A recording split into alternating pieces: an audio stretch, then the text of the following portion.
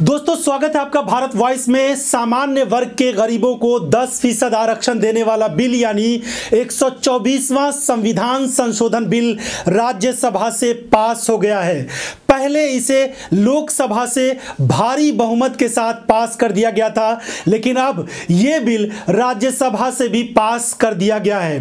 Bharatiya Janata party के नेता और कई ऐसे मंत्री हैं जो इसे ऐतिहासिक बिल करार दे रहे हैं। उनका यह कहना है कि देश में लंबे समय के बाद एक ऐतिहासिक क्रांति आई है और नरेंद्र मोदी सरकार को इसका सेहरा जाता है। तो तमाम जो भाजपा के नेता हैं वो खुशियां मना रहे हैं, लेकिन बड़ा सवाल यह है कि क्या यह बिल खुद नरेंद्र मोदी सरकार के लिए बड़ी मुसीबतें और बड़ा सदमे वाला हो सकता है? क्या इस बिल से नरेंद्र मोदी सरकार को आने वाले दिनों में बड़ा धक्का लग सकता है? दोस्तों ये सवाल लगातार इसलिए उठ रहे हैं क्योंकि आने वाले दिनों में लोकसभा चुनाव होने वाले हैं और ऐसी स्थिति में सरकार ने बहुत जल्दी में आधे अधूरे तरीके से इस बिल को लाने की कोशिश की है। जाहिर सी बात है विपक्ष के कई नेताओं ने इस पर सवाल उठाया है, लेकिन कोई भी इसके खिलाफ और इसका विरोध करके जोखिम मोल लेना नहीं चाहता। तमाम पार्टियों ने इस बिल का समर्थन किया है। यही वजह है कि लोकसभा और राज्यसभा में दोनों में यह बिल भारी बहुमत के साथ पास हुआ है। चंद एक गिने चुने नेताओं ने इसका विरोध किया, लेकिन नरेंद्र मोदी सरकार ने आखिर यह बिल इंट्रोड्यूस क्यों किया? तो इस बिल को लेकर लगातार कई तरह के सवाल उठाए जा रहे हैं। विपक्षी पार्टियां भी इस बिल पर कई सवाल उठा रही हैं। हालांकि जब वोटिंग का समय आया तो तमाम पार्टियों ने एक साथ इस बिल के समर्थन में वोट दिया। यह अलग बात है कि सरकार की आलोचना तमाम विपक्षी पार्टियों ने किया है। तमाम पार्टियों ने इसको एक साथ बहुमत के साथ पास किया है, किसी ने भी इसका विरोध नहीं किया। लेकिन सवाल कई गंभीर उठाए जा रहे हैं। सवाल इसलिए उठाए जा रहे हैं क्योंकि लोकसभा चुनाव बेहद करीब है और ऐसी स्थिति में मोदी सरकार चाहती है कि कोई भी ऐसा काम किया जाए जिससे जनता का वोट अपने आप खींचा चला आए। लेकिन क्या यही सरकार की पॉलिसी, यही सरकार की नीति मोदी सरकार के लिए बड़ी मुश्किल पैदा करने वाला है? तो इस बिल को लेकर कई तरह के सवाल उठ रहे हैं, खासतौर पर यह कि क्या मोदी सरकार ने पिछले 5 सालों में ऐसा कोई काम नहीं किया जिससे इस बिल की और रिजर्वेशन की जरूरत न पड़े। खुद भारतीय जनता पार्टी लंबे समय तक रिजर्वेशन की मुखालफत करती रही थी, लेकिन अब उसको रिजर्वेशन की इसलिए जरूरत पड़ी क्योंकि पिछले 5 सालों में न तो उसने कोई शैक्षणिक संस्थान खोले और न ही कोई ऐसा बड़ा काम किया जिससे लोगों को रोजगार मिल सके। उल्टे ये कहा जा रहा है कि करोड़ों की तादाद में लोगों का रोजगार छीना है। ऐसी स्थिति में मोदी सरकार के लिए जरूरी था कि कोई इस तरह की योजनाएं लाए। गरीब सवर्णों को 10% आरक्षण देकर मोदी सरकार अपनी सबसे बड़ी कामयाबी मान रही है। भाजपा के सारे नेता इसे बड़ी क्रांति बता रहे हैं, लेकिन यह मोदी सरकार के लिए सबसे बड़ी मुसीबत बन जाए इससे भी इनकार नहीं किया जा सकता। मोदी सरकार की जो थोड़ी बहुत उपलब्धियां होंगी उस पर भी ये पानी फेर देगा। इस वक्त रिजर्वेशन के खिलाफ बोलने की किसी नेता में हिम्मत नहीं हो रही है, सब खामोश हैं। हाँ, सरकार की आलोचना हो रही है, वक्त को लेकर सब सरकार की खिंचाई कर रहे हैं, लेकिन रिजर्वेशन के मामले पर सब सरकार का साथ दे रहे हैं। भाजपा को लग रहा है कि इस फैसले से हालात बदल जाएंगे, हवा का रुख मुड़ जाएगा।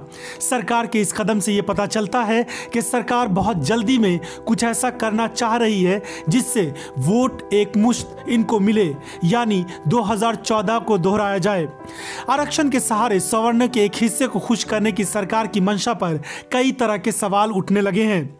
यह रिजर्वेशन मोदी सरकार की बड़ी नाकामी इसलिए मानी जाएगी कि सरकार ने कुछ अलग नहीं किया, देश को कोई नई दिशा नहीं दी, रोजगार और शिक्षा के लिए कोई काम नहीं किया। और सबसे बड़ी विडंबना यह है कि मेरिट के लिए जो थोड़ा बहुत स्पेस बचा हुआ था वो भी अब बहुत कम हो जाएगा। रिजर्वेशन के नाम पर जो पिछड़ी जातियों का मजाक बना रहे थे उस पर अब सवाल तो नहीं उठेंगे, लेकिन यह भी सच है कि इस आरक्षण के फायदे का दायरा बहुत कम होगा। मोदी सरकार ने आधी अधूरी तैयारी के साथ ही इस आरक्षण पर भी काम किया है। इससे यह भी जाहिर होता है कि सरकार आने वाले हफ्तों में कुछ इसी तरह के कदम उठा सकती है जो सिर्फ खालिस चुनाव और वोट के लिए हो। लेकिन मजबूरी और जल्दीबाजी में उठाया गया कदम अक्सर नुकसानदेह बन जाता है। एक तरफ केंद्र की नरेंद्र मोदी सरकार SC/ST कानून पर सुप्रीम कोर्ट का फैसला पलट रही है, प्रमोशन में आरक्षण की नीति का समर्थन कर रही है, निजी क्षेत्रों में आरक्षण की हिमायत कर रही है और दूसरी ओर गरीब सवर्णों को आरक्षण देने की घोषणा कर रही है। ये अजीब बात है। नरेंद्र मोदी ने साल 2014 का चुनाव अपने को पिछड़ा बताकर लड़ा था और इस बार सवर्ण के लिए काम करने वाला बताकर चुनावी मैदान में जा रहे हैं। तो क्या प्रधानमंत्री नरेंद्र मोदी को पिछले 5 साल में किए गए अपने कामों पर भरोसा नहीं है, जिससे अब वो ये काम कर रहे हैं? प्रधानमंत्री नरेंद्र मोदी ने पूरे 5 साल तक आर्थिक समावेश की बात कही और दावा किया कि उनकी सरकार जिस तेजी से गरीबी दूर कर रही है वैसा पिछले 70 सालों में नहीं हुआ। उन्होंने करोड़ों युवाओं को रोजगार देने का दावा किया। Startup India, make in India, मुद्रा लोन के सहारे लोगों की जिंदगी बदलने का दावा किया। लेकिन अब साफ लग रहा है कि भाजपा और PM मोदी को इस बात का एहसास हो गया है कि ये सब महज जुमले हैं, हकीकत कुछ और ही है। यही वजह है कि सरकार ने आरक्षण देकर बदनामी को कम करने की कोशिश की है। गरीब सवर्णों को 10% आरक्षण देने का फैसला मोदी सरकार को वक्ती राहत दे, ऐसी भी उम्मीद कम लगती है। कांग्रेस नेता कपिल सिब्बल की ये बात ठीक लगती है कि इसके पीछे ना तो कोई योजना है और ना कोई सोच विचार कर लिया गया फैसला, यानी बहुत जल्दी में ये सब किया जा रहा है।